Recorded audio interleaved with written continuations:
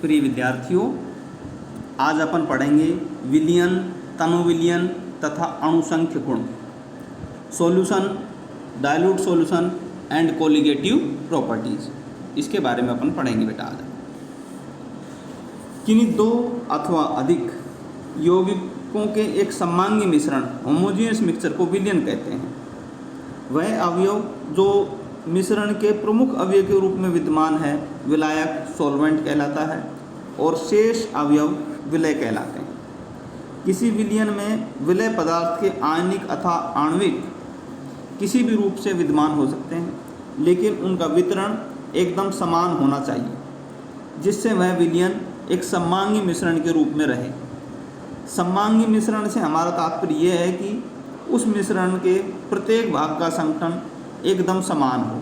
उदाहरणतः जीवन रक्षक घोल बनाने के लिए एक गिलास जल में एक चुटकी नमक डालकर घोल ली जाए।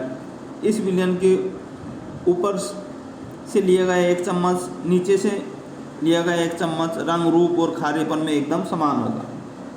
अतः नमक व जल का यह मिश्रण समांगी मिश्रण है। ऐसे विलयन को हम ट्रू सॉल्यूशन या वास्तविक विलयन कहते हैं। विलयनों के जो प्रकार हैं वो बेटा सुनिएगा। किसी विलयन में दो या अधिक अवयव हो सकते हैं।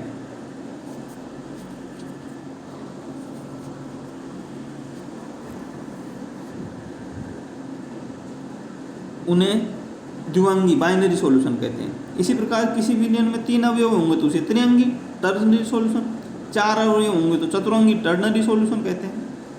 एक द्विअंगी विलयन में दोनों अवयवों में से जिस अवयव की मात्रा अधिक हो वह उस विलयन का विलायक होगा और जिसकी मात्रा कम होगी बेटा वो उसका विलय या सोल्यूट कहलाएगा। चूँकि विलयन की परिभाषा में अवयवों की अवस्था का कोई उल्लेख नहीं है, अतः ये अवयव ठोस, द्रव अथवा गैस हो सकते हैं। अतः ठोस, द्रव, गैस के विभिन्न संयोगों वेरियस कॉम्बिनेशन से जो विलयन हैं वो ये बन सकते हैं बेटा। हम गैस में गैस मिलाएं तो किन्हीं दो गैसों का विलयन बन जाएगा वो। हम गैस में द्रव मिलाएं तो अमोनिकृत जल, सोडा वाटर आदि बन जाएगा। हम गैस में ठोस मिलाएं तो पेट्रोलियम में हाइड्रोजन बन जाएगा। द्रव और गैस, द्रवों का वाष्पीकरण हो जाएगा। द्रव और द्रव, जल एवं अल्कोहल का मिश्रण। द्रव और ठोस, सोने में पारा। ठोस और गैस, किसी ठोस का ऊर्ध्वपातन। ठोस और द्रव, नमक अथवा शक्कर का जल में घोल।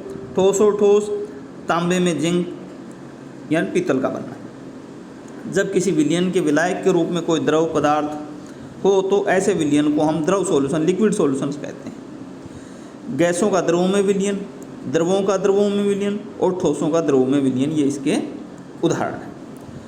फिर आदर्श तथा अनादर्श solution, ideal and non ideal solutions. जब दो द्रव परस्पर पूर्णतः विलयशील होते हैं तो वे किसी भी अनुपात में मिलाने पर ट्रू सॉल्यूशन ही बनाते हैं, वास्तविक विलयन ही बनाते हैं।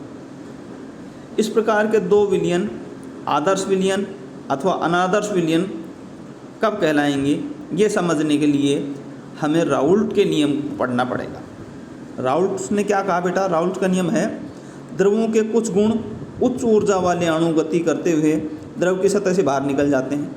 यह प्रक्रम वाष्पीकरण वेपोराइजेशन कहलाता है, जिसमें धीरे धीरे करके द्रव पदार्थ वाष्प अवस्था में बदलता जाता है।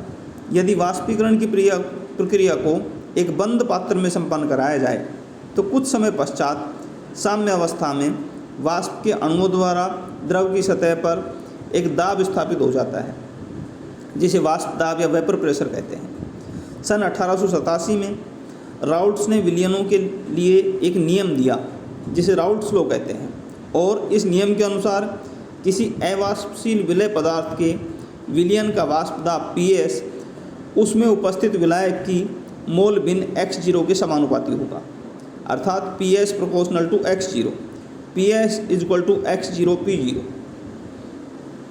वाष्पशील विलय पदार्थ की स्थिति में विलयन का वाष्प दाब विलय तथा विलायक दोनों के वाष्प दाब के योग के बराबर होता है। द्रव द्रव विलयनों के लिए राउल्ट्स का नियम इस प्रकार होगा: PA equal to PA0 XA और PB equal to PB0 XB, जैसा कि इस डायग्राम में भी आपको दिखाया गया है बेटा। एक्स ए इक्वल टू आएगा N A upon N A plus N B, और एक्स बी है N B upon N A plus N B.